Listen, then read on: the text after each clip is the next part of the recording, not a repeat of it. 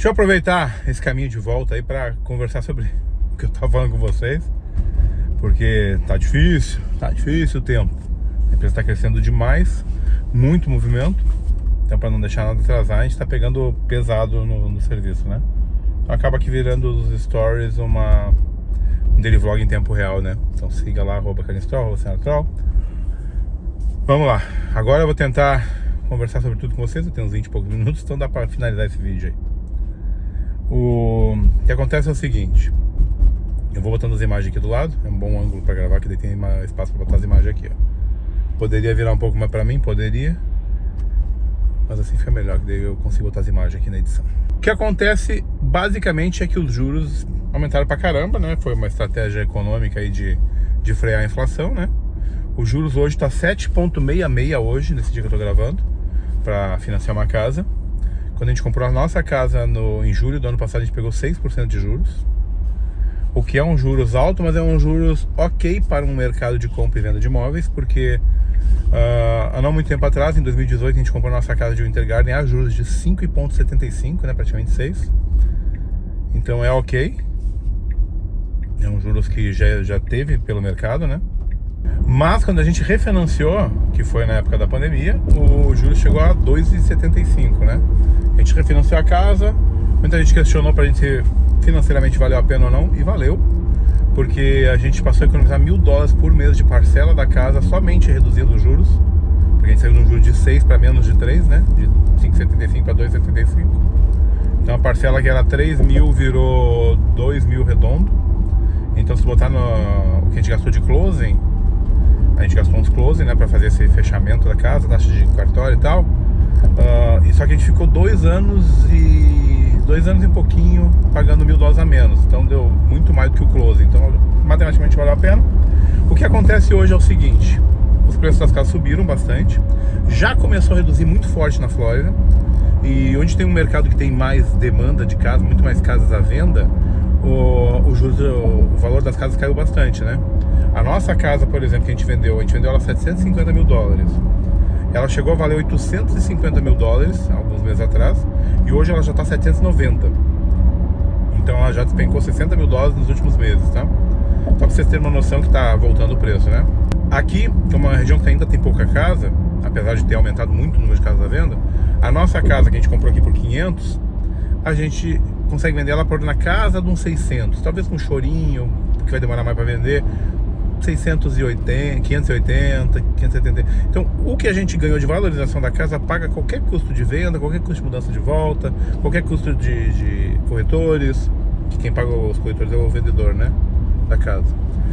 E a gente tem um bom dinheiro empregado nessa casa de entrada, né, que a gente deu uma entrada mais forte aqui, porque na minha cabeça, e sei lá se é certo ou errado, mas na minha cabeça funciona como: o dinheiro da casa é para uma casa, porque se eu ficar com o dinheiro na conta, eu vou gastar. Então o dinheiro que eu tenho empregado nessa casa é para vender e comprar uma outra casa. E tem sido assim desde a nossa casa de Winter Garden, né? A gente vendeu uma casa de Winter Garden, usou dinheiro para comprar aqui e para não gastar o dinheiro. Se eu deixar na minha conta, eu vou gastar, porque eu sou gastador e é isso. Então eu não quero correr o risco, né, de perder uma grana pesadinha investida numa casa. O que aconteceu agora? Começou há uns 2 meses atrás, um mês e pouco atrás. Como o juros está muito alto, ninguém está comprando casa, porque é muito difícil comprar uma casa. Eu vou dar um exemplo para vocês financeiramente da nossa casa. A prestação da nossa casa está na casa de $3 mil, de uma casa de $500 mil, tá? Que hoje vale quase 600. Mas quando a gente comprou, valia 500 mil. Se eu fosse comprar a mesma casa hoje, a prestação ia ficar 4 mil, com os juros de 7,66. Entende como os juros aumenta demais a prestação de uma casa, somente de juros? É a mesma coisa, se eu desse a mesma entrada na casa, tudo igual, valendo 500 mil, tá? Se eu fosse comprar uma casa de 500 mil hoje, no juros de 7,66. O que acontece? É difícil de uma pessoa normal, eu me considero uma pessoa normal de renda, eu sou, para os Estados Unidos, eu sou classe média baixa de renda. Conseguir financiar uma casa de $4 mil por mês, eu preciso ganhar por mês, no mínimo, 3 vezes esse valor, livre de outros gastos. Ou seja, eu preciso ganhar 3 vezes a parcela da casa, descontando outras contas. Por isso que quando a gente financiou casa e tudo mais, eu tive que quitar os carros, por exemplo. Porque se uma parcela de 4 mil, eu tenho que ganhar 12 mil limpo na minha conta, tirando qualquer outra despesa. Então eu tenho que me limpar de despesas Para uma renda de 12 mil, se multiplicar por 12 aí, vai dar uns 140 e poucos mil dólares por ano. Isso é um padrão de classe média altíssima aqui já, se não for classe alta já. Então, é muito difícil para alguém hoje financiar uma casa nos Estados Unidos. Foi a intenção da economia? Eu não entendo nada de economia. Eu sei que eles aumentaram os juros para frear um pouco a economia, porque estava muito... todo mundo comprando casa sem parar, os preços inflacionando gigantescamente, porque todo mundo conseguia financiar com o juro baixo. Eles fazem isso para dar uma segurada. E agora vão começar a baixar os juros. E já teve um anúncio do Fed, que é o negócio que organiza essas taxas aí aqui, que vai ter 6 reduções de taxas agora em 2024. Estima-se que é de 0,25 a 0,50 pelo menos em cada redução. Então tem gente apostando que vai chegar uns 3, 4% as taxas no ano que vem, agora 2024. Porém, tem gente dizendo que vai ser 0,25 todas as 6, né? Aí a gente tá falando em 25, vai dar 1 ponto alguma coisa de porcento a menos. Então não vai diminuir menos que 6 ano que vem. Vai ficar uns 6 e pouco, 6,5 em 2024, né? Mas ainda assim, com 6 é mais fácil de financiar uma casa, né? Do que 7,66. E o que aconteceu na Flórida? Como tem muita casa sendo construída e muita casa que não estão conseguindo vender porque é muito caro, as construtoras estão fazendo com financeiras próprias os financiamentos e arcando com esses juros, que é um desconto parcelado. Então uma casa, eu vou mostrar para vocês a imagem do negócio do juros. Muitas das empresas estão fazendo isso aqui, ó, que é 3,99 no primeiro ano, 4,99 no segundo ano, 5,99 fixo até o final do financiamento, ou seja, um juros de 6% fixo, né? Eu estava conversando com o Paulo, né, que é meu corretor, e existe a possibilidade de eu nem aproveitar isso e pegar confiante na redução das taxas e construir uma casa do zero. Se eu construir uma casa do zero agora, hoje, ela vai terminar lá por julho, agosto do ano que vem, de construir, né? E eu pego um contrato, né, assino um contrato com os juros baseado no que vai acontecer, né? Eu só vou pagar o juros final do financiamento no closing. Então, se passar para uns 4%, que o pessoal estimando aí, os economistas de casa aí estão estimando que vai para uns 3,5%, 4% ano que vem, né? Que pode chegar nisso, né? Essas reduções. Se chegar uns 4%, uma prestação de uma casa que hoje, e novamente, vamos fazer um parentão aqui, uma casa de 600 mil dólares no... Eu vou mostrar para vocês a casa aqui no final, tá? Que a gente praticamente escolheu já. Ela custa 620 mil dólares. A prestação dela hoje, se eu fosse pegar 7,66, ia dar uns 4.500 dólares por mês, tá? Se eu for pegar nos juros de 5%, que é o que a construtora está dando, de 5,99%, vai ficar uns 3.100, 3.200. Uma casa de 620 mil dólares, eu pago a prestação que eu pago aqui numa de 500 mil, né? Então, fechado o parênteses, o Pablo está dizendo que eu posso pegar, assinar um contrato com a construtora, sem fechar o lock na porcentagem de juros. Que quando você assina um contrato, você pode escolher se você quer lock nessa taxa, que é o que essa imagem que eu mostrei tá oferecendo, ou eu posso simplesmente assinar um contrato e baseado nessa lock aí, nesse valor de porcentagem, que daí me aprova mais fácil para um financiamento, obviamente, mas eu fico em aberto para o closing ser baseado nas taxas do dia do closing. Então, se até julho, agosto, ano que vem as taxas caírem para uns 4%, por exemplo, eu vou pegar um financiamento de 4%, que numa casa dessa vai dar uns 2.500 por mês, pelo menos, sabe? Então, basicamente é isso. Eu acho, estava conversando com a Carol ontem, que não vai baixar tanto até julho do ano que vem.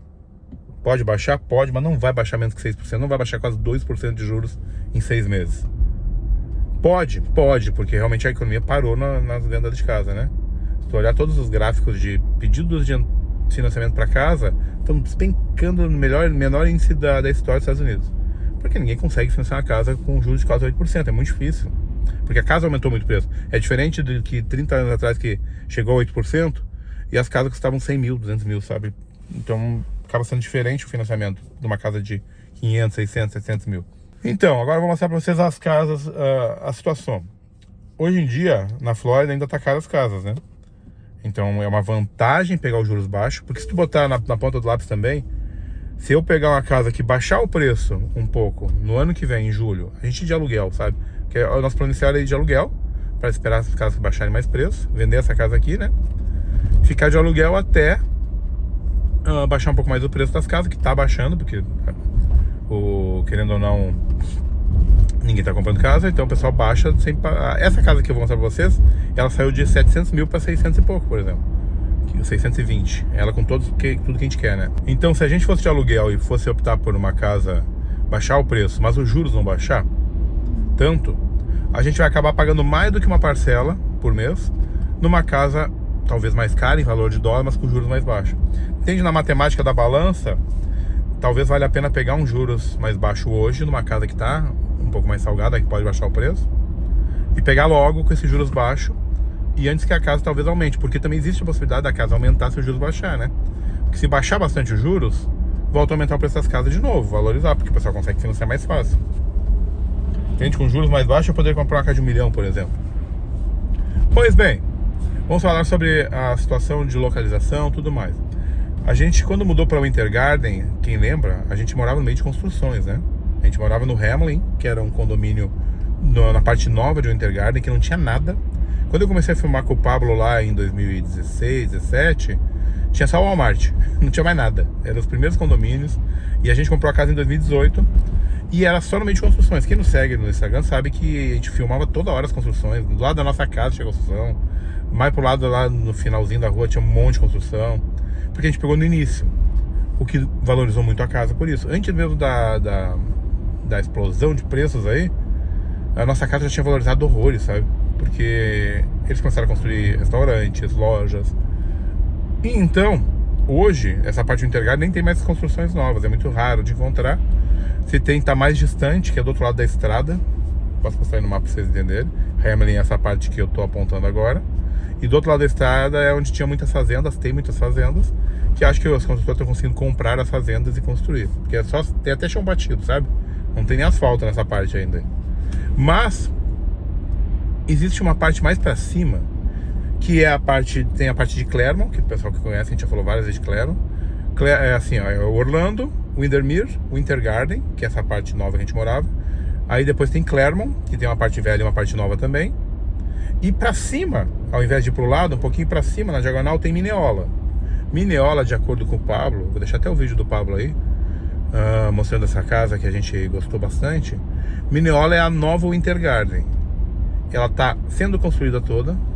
Se tu assistir o vídeo inteiro do Pablo aqui embaixo, você vai ver que é uma região que está sendo construída escolas na própria região do condomínio, lojas, restaurantes, o centro da cidade novo vai ser ali.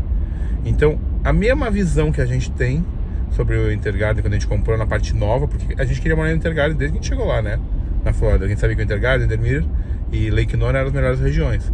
Mas a parte velha de Winter Garden era muito antiga, as casas eram muito antigas, tinha mais crime, e a parte nova que estava construindo ainda era muito nova, né? Nem existia na época que a gente chegou na Flórida. Então, o que está acontecendo em Mineola, que é um pouco para cima, é que talvez seja a nova Winter Garden. E pra gente, é mais perto nas coisas do que a gente gostaria de ir.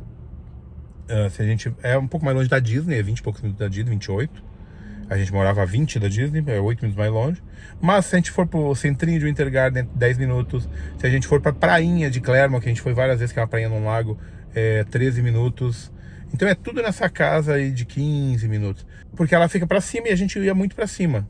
A gente dificilmente ia pra baixo lá, onde é, por exemplo, o aeroporto, que é pra ponta diagonal de baixo. Então a gente tá gostando muito da ideia de Mineola, de pegar ela no início, porque é uma região que vai valorizar também.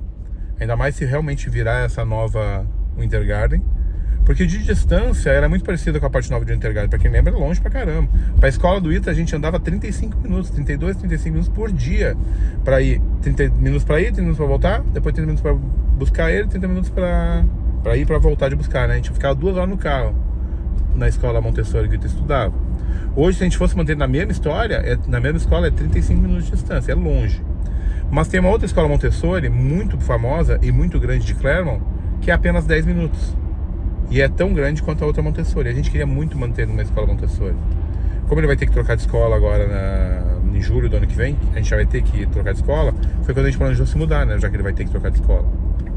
Então a gente não queria botar ele na escola pública, porque quem não sabe, ele tem apraxia. Ele tem ainda dificuldade bem grande de fala, né? Ele aprendeu a falar português, mas se tu olhar ele falando, você vai ver que ele tem algumas dificuldades fonéticas ainda, que a gente tem trabalhado. Ele faz fono há 4 anos quase. Ele tá 3 anos e meio quase, né? Ele vai fazer 6. Ele começou com 2 anos e pouquinho. Vai fazer uns 4 anos que ele faz fono. 3 anos e meio, 4 anos que ele faz fono. Toda semana, ele chegou a fazer 3 vezes por semana fono no início, sabe? Então, para ele, para uma escola pública, ele não vai ter a atenção necessária que ele precisa nessa fase que ele está aprendendo a falar inglês ainda, né? Então, ele precisa de ter um atendimento mais personalizado que não vai ter na escola pública aqui. Então, um dos motivos nossos de mudança, além da empresa, obviamente, que é o principal, é que a gente consiga manter ele na escola particular nessa fase que é muito importante na vida dele, que é o elementary school. Depois na middle school, que é depois da 5ª série, acho que 6ª série, aí eu acho que ok, ele voltar a ir pra pública, sabe? E é um outro fator muito importante de Mineola. Mineola, as escolas são todas que nem de Wintergarten. São todas escolas A e tem uma B. Mas é que nem o Wintergarten. O Wintergarten na parte 9 é tudo escola A também, com uma B. Então é muito bom para uma escola pública, se tudo é errado na minha vida, que eu sempre digo, eu não consegui mais pagar uma escola particular pro Ita. Mineola tem essa parte de escolas ótimas para as crianças, né? E como eu disse, é uma opção nossa para mim financeiramente de Mineola, porque hoje, se a gente tivesse voltar para o Wintergarten, as casas ali embaixo, na parte que está sendo nova, que eles estão comprando as fazendas, as casas são 700 mil, casa single family, né? Hoje você vai comprar uma casa de 580, 600 mil, é aquelas bangalô, né? Que é aquela casa sem garagem na frente, que é compridinha, fininha e compridinha. E aí atrás que fica a garagem e não tem quintal, né? Os quintais são bem pequenininhos. E nesse condomínio a gente consegue pegar um terreno premium também, sem vizinho atrás, as coisas todas, sabe? Então, financeiramente parece ser uma boa opção. Localização parece ser uma ótima opção, porque não é longe de nada do que a gente quer, a não ser da escola. Eu gostaria de que ele ficasse na mesma escola, gostaria por ele, né? Porque ele já conhece a escola, conhece os professores, conhece a diretora, as professoras conhecem o que é a apraxia. A gente vai passar por um processo de apresentar para as professoras da Nova Montessori sobre a apraxia. Então, mas conversando com a senhora natural, ela ficou muito feliz com a ideia, sabe? Eu achei que talvez não. Eu vou postar os stories dela aí pra vocês verem. Você percebe que você se muda muito quando você tá tentando resolver um pepino e te pedem: você pode, por favor, senhora, confirmar o seu endereço? Aí eu falo meu endereço, ela fala: desculpa, senhora, não é este endereço. Deve ser o meu último endereço. Peraí, moça, que a gente morou pouco tempo, deixa eu pegar um número. Aí eu corro lá: Carlinhos, qual que é o número da casa tal? Aí ele fala, eu falo pra moça ali: desculpa, senhora, não é esse endereço. Então é a casa que a gente tinha, né, em Wintergarten, que a gente mudou, ficou apenas alguns meses. É tal endereço. Ela: desculpa, senhora, não é esse endereço. Aí eu: caramba, é a nossa outra casa. Mano, eu tava com o Carlinhos, pega o número da outra casa. A mulher até começou a rir. Aí eu: é Goldbridge, eu preciso ver o número. Ela: Aí eu: então é esse. Gente, Carlinhos, eu nunca quis ser essa pessoa que fica mudando sem parar, não, tá? Isso daí veio de você. Porque com os meus pais a gente morou assim, ó, metade da vida no endereço, depois mudou de cidade, tá lá até hoje a casa. Bizarro. Quando a gente vai fazer Quando eu fui fazer minha solicitação de cidadania, que eu percebi a quantidade de lugares que eu já tinha morado. Carlinhos! Aí, ó. Não, essa é a nossa casa pra sempre. Spoiler, não é! Mãe, oi. Quando eu cheguei aqui em 2012, eu morei aqui em New Jersey, mais lá pra cima, numa cidade chamada Rahway. Depois fui pra Virgínia. Aí fomos pra Flórida. Primeira casa, nós ficamos um mês, fomos expulsos. Deixa eu finalizar. Pera aí, essa é a nossa casa pra sempre? Eu perdi as contas, vocês lembram aí quantos dedos eu tava? Aí então na Flórida foi a primeira casa, aí depois a gente mudou pra outra, aí a gente comprou nossa casa, aí depois a gente trocou de casa, aí depois a gente mudou pra outra casa, antes de mudar pra essa casa. Entendeu? Quantas vezes eu falei casa? Me digam aí. E quantas casas eu falei? Diga aí também. Quando era criança, a gente morava no mesmo lugar, né? Lá no apartamento de Santo André até meus 14, 15 anos. E meus melhores amigos ali do prédio, tudo moravam ali desde que nasceram também. Mas vira e mexe, né? Chega alguém, sai alguém. E eu sempre fiquei: nossa, deve ser muito legal se mudar. E eu lembro que teve um ano da escola que eu conheci uma menina que ela tinha se mudado. E sabe aquela coisa de: nossa, já morei em 10 casas. E eu ficava: uau, olha que legal. Deve ser muito legal ficar se mudando e tal. Carolina, do passado, não é legal. Mãe, além dessas questões burocráticas, Ita. É legal sim, porque eu contei. Não, ter se mudado pra cá, mas ficar se mudando toda hora. Quantos anos você tem, meu filho? Ó, você morou na casa de Orlando, que foi lá que você nasceu. Aí a gente foi pra casa de Wintergarten. Aí a gente teve que ir pra outra casa antes de se mudar pra cá. É isso? 4 casas? Não, acho que foi mais. Só foram 4 que você morou? Não. 4 casas, Ethan, com 5 anos de idade? Carlinhos, o negócio é o seguinte. A gente vai se mudar. Se você se desfizer de 30% das suas coisas, 25% das suas coisas, o que você acha? Porque se vocês não sabem, meu digníssimo marido, esse que tem uma alma cigana, é uma alma que pertence ao mundo, entendeu? Ele não quer ficar parado. Talvez você tenha que levar isso em terapia, Carlinhos. Talvez isso daí venha lá da sua infância, né? Talvez você não teve aí, você não parou por muito tempo num lugar só. Mas é outro assunto. Vamos continuar aqui nos 25%. Ó, foca aqui, ó. Carlinhos, ele gosta muito, ele tem um apreço, assim, muito, muito grande pelas coisas dele, né? Aí, ó, o Ethan vem daí, porque o Ethan às vezes não quer jogar nem papel de chocolate, ele quer guardar. E é enfeite, mãe. A embalagem do brinquedo tá lá. A embalagem, assim, não é a caixa do Lego, não. Embalagem de plástico cacareco. Tá vendo, ó? Vem daí, tudo tem uma explicação. Então, o Carlinhos, ele gosta, assim, de segurar as coisas, entendeu? Porque ele tem um amor muito grande. Na verdade, tô te zoando, Carlinhos, mas é sempre aquele pensamento, pô, mas eu vou doar isso daqui, jogar fora? Vale dinheiro? Vai que daqui a pouco eu preciso. Esse negócio que vai que eu preciso, nossa, como é difícil, né? Eu também, né? Tô aqui zoando ele, mas eu também. Às vezes você tem algo que você usa uma vez no ano. Que se você morasse num apartamento, você não teria. Se você estivesse num lugar que tem pouco espaço, você não teria, porque você tem que priorizar as coisas ali, né? Mas aí você vai pra uma casa que tem garagem, aí você tira o carro da garagem e usa a garagem pra guardar coisas. Aí agora a gente tem um basement, que é o quê? É a parte de baixo da casa pra guardar coisa. Então assim, 25%, beleza? Aperta aí. Temos acordo? Até fez brincadeiras nos stories, como vocês viram. Porque a gente mudar já estava planejado quase que tipo 80, 90%, a gente já ia certeza se mudar, né? Por causa da empresa. Porque é mais fácil a gente crescer lá, né? O mesmo motivo que a gente mudou da Virgínia, quem lembra? A gente mudou da Virgínia por causa disso, pra crescer. Porque na Flórida é melhor pra esse tipo de empresa. Então, o Central brincou, eu vou começar a vender minhas coisas tudo, né? Pra não precisar levar tanta coisa pra lá. A casa, querendo ou não vai ter um basement. Mas eu vou fazer uma tour na casa aí, na casa modelo, pra vocês verem. E vocês vão assistindo enquanto eu tô mostrando. Logo na entrada, vocês vão ver que tem... a planta é muito parecida com a nossa planta, a planta do poste, que era uma casa grande pra caramba. Ela tinha 2.000 pés quadrados, né? Que dá uns 200 metros quadrados mais ou menos. O que para nós de tamanho, com 4 quartos, 1, 2, 3 banheiros, era ótima a casa, sabe? Então, é que a gente foi crescendo a empresa junto, trabalhando, e a gente pegou uma casa bem maior, que a nossa de Winter Garden era 3.000 square feet.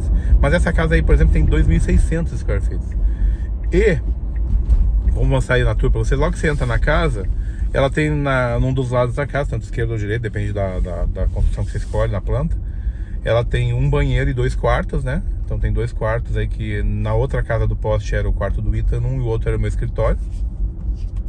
E o banheirinho no meio dos 2 quartos, que na nossa situação vai ser um quarto da Zoe e um quarto do Ethan e o banheiro.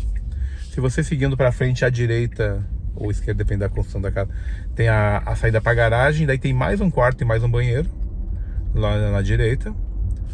E aí se você pegar e for seguindo, voltando ali, tem a parte da sala de jantar, que é uma partezinha pra dentro. Aí tem a cozinha e a sala de estar.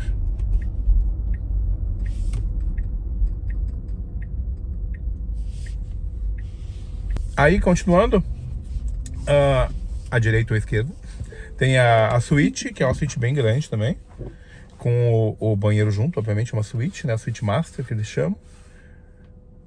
E a diferença é a seguinte, essa casa aí, como tá, e você pode olhar no vídeo do Pablo aqui embaixo também, uma tour nessa mesma planta, é que nem a nossa casa do poste. A casa do poste era essa planta, 200 pés quadrados a menos, sabe?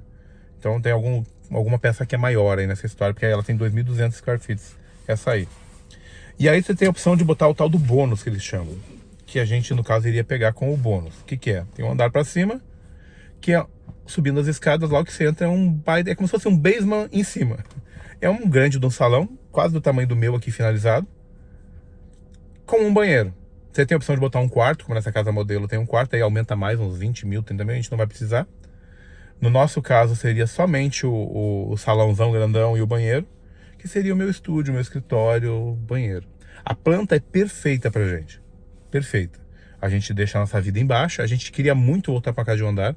Quando a gente veio pra essa casa, assim, a atual tava olhando muito casa de um andar, mas aqui tudo que é casa é 2 andar, pro tamanho que a gente precisava. Nesse caso, ela é mais comprida, mais larga do que as casas mais compactas de 2 andar, né? Então a gente acaba perdendo um pedacinho de terreno com isso, mas os terrenos lá são grandes. Eu acho que no vídeo do Pablo ele mostra o terreno. E com a opção de pegar um terreno premium. Agora, como é que funciona? A gente vai conversar com o Pablo quando ele voltar de viagem, que ele tá no Brasil, e vai pegar uma pré-aprovação desse valor de casa nessa taxa de juros, que facilita a nossa pré-aprovação, obviamente. Só que eu acho que talvez tenha que esperar até janeiro, porque eu preciso do meu novo imposto de renda também, né? Então, eu acredito que eu tenho que esperar até janeiro. Só que tem que ver se os juros é mantido, porque em várias construtoras estão fazendo essas ofertas, né? Se a opção essa porcentagem tá na maioria dizendo que é até dezembro só, né? Antes da virada do ano, que eles querem se desfazer das casas antes de virar o ano, né? Então eu vou conversar tudo, mas a gente vai voltar pra Flórida, a não ser que algo muito drástico aconteça pra gente ficar aqui. A gente vai botar essa casa à venda, a gente decidiu. A gente ia deixar ela alugada e alugar uma na Flórida pra fazer essa transição mais devagar, esperando os valores baixarem. Só que daí a gente também tem o risco de baixar o valor dessa casa, né? Então a gente quer anunciar, tá acontecendo venda de casa aqui, tá? É mais difícil, então significa o quê? A casa do poste eu levei quase 4 meses pra vender, se não mais. Eu não vou lembrar de cabeça agora. A casa do poste, que tinha um poste, né? No quintal. Então eu levei uns quase 4 meses. O tempo normal pra vender uma casa hoje em dia tá nessa casa de 2, 3, 4 meses. Então, assim que eu listar essa casa, vai demorar pra vender. Vai ter choro pra vender de valor, sabe? Aquelas ofertas de valor. A nossa casa hoje tá valorizada, ela vale uns 600 mil dólares. A estimativa do Zillow é que a gente consiga pegar nela um valor de 570. Só que daí tem mais os upgrades que a gente fez, né? O chão lá atrás, o piso, o deck, essas coisas dão uma valorizada um pouco maior. A troca do ar-condicionado, que a gente gastou 14 mil dólares. Tudo isso dá uma valorizada na casa, né? Além do valor médio do Zillow. Então a gente deve chegar muito próximo dos 600 mil. O que nos dá 100 mil a mais do que a gente pagou nessa casa, né? Pagou não, porque grande parte dela é do banco, né? Mas entende o que eu tô dizendo, né? Ela teve uma valorização, sobra mais dinheiro na nossa mão, a gente consegue pagar todas as coisas e ainda sobra um dinheirinho na nossa mão. Pra cobrir tudo que a gente gastou nessa casa extra, né? E todas as despesas de mudança e tudo mais. É isso, gente. Queria contar pra vocês, nós decidimos que nós vamos comprar uma nova casa. Ou talvez mudar. Existe a possibilidade de mudar de aluguel? Existe, porque era o nosso plano inicial. A gente nem tinha planejado vender essa aqui, a gente ia alugar. Só que o valor dos aluguéis também tá baixando, tanto aqui como na Flórida. Você lembra aquela casa, mais um vídeo vai ficar longão, né? Mas é bate-papo com vocês. Você lembra aquela casa que a gente alugou antes de vir pra cá, no período que a gente estava vendendo a outra pra fazer a transição de escola do Ita? A gente pagava 3 mil dólares de aluguel naquela casa lá. Ela tinha 5 quartos e 4 banheiros. Era isso, né? Acho que era. Só que o tamanho era igual, 3 mil square feet. O tamanho igual da Intergarden nossa. É que um dos escritórios era um quarto, né? Quando a gente veio pra cá, esse aluguel chegou a 3.800 alguns meses depois. E agora você aluga a mesma casa por 2.800. Então hoje os aluguéis estão caindo também na Flórida. Então talvez valeria a pena a gente ir de aluguel, né? Esperar tudo baixar o preço. Só que a gente viu que o nosso aluguel aqui baixou também. A nossa casa dava para alugar 4.500, 4.300, comparado com as vizinhanças que alugou, né? Agora você encontra casas parecidas com elas por 3.200, que ficaria no 0 a 0 com o parcelamento da casa. Daria para ter uma casa quitada por uma pessoa que tá morando nela e não por mim, né? Que é muito investidor faz isso, né? Deixa a casa sendo paga por outra pessoa morando nela. Só que não é o que a gente quer, né? Deixar uma grande empregada aqui, vai que ela começa a baixar muito o valor e a gente perde dinheiro.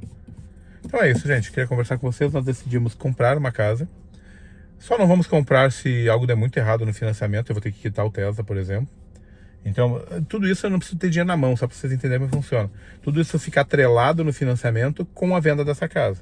Quando ocorrer a venda dessa casa, o dinheiro da venda dessa casa é utilizado para uma entrada de uma nova casa, para quitar minhas dívidas, para pagar o Tesla, por exemplo. E é assim que funciona, tá?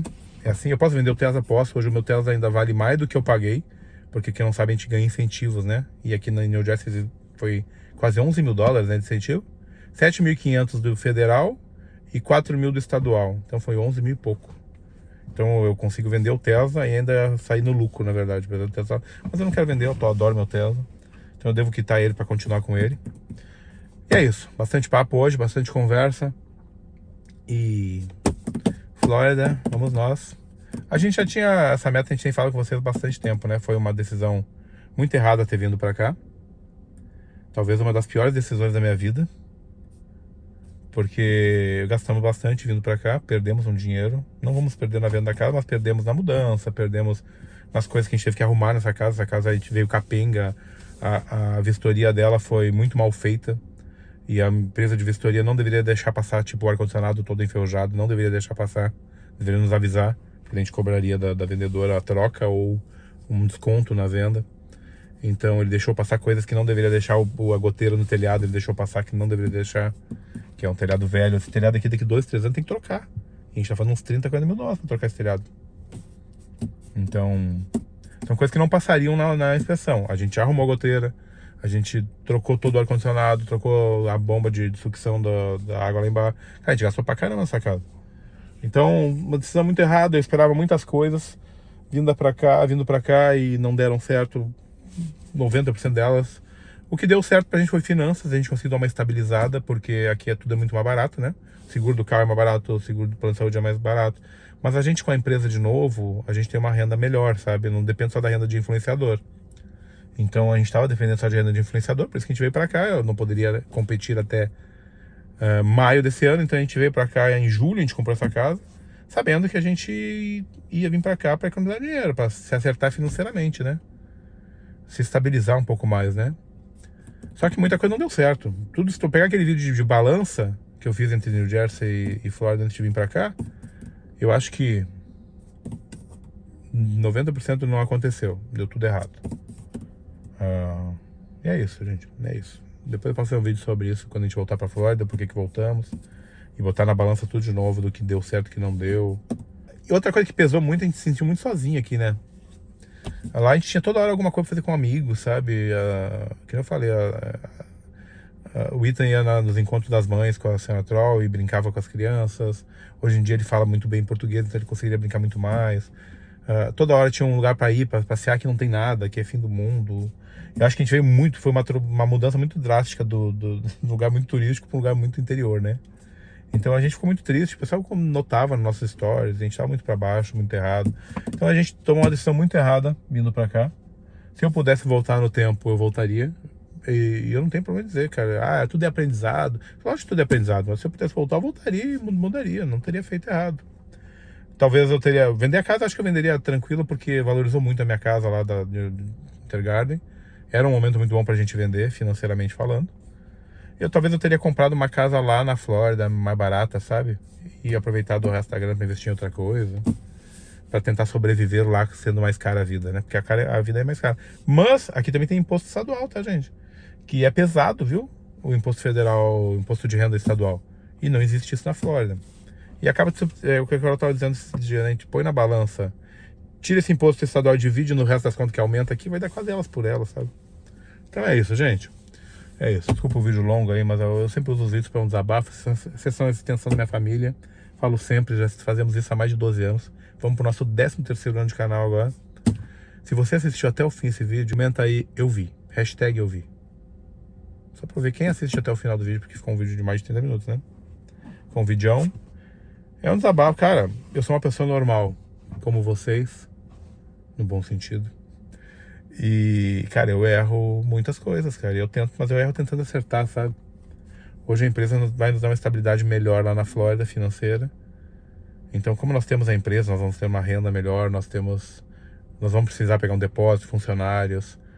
Isso tudo funciona melhor lá, porque a gente já teve essa experiência, tá? Se gostou, dá aquele joinha, compartilha, se inscreve no canal e volta depois.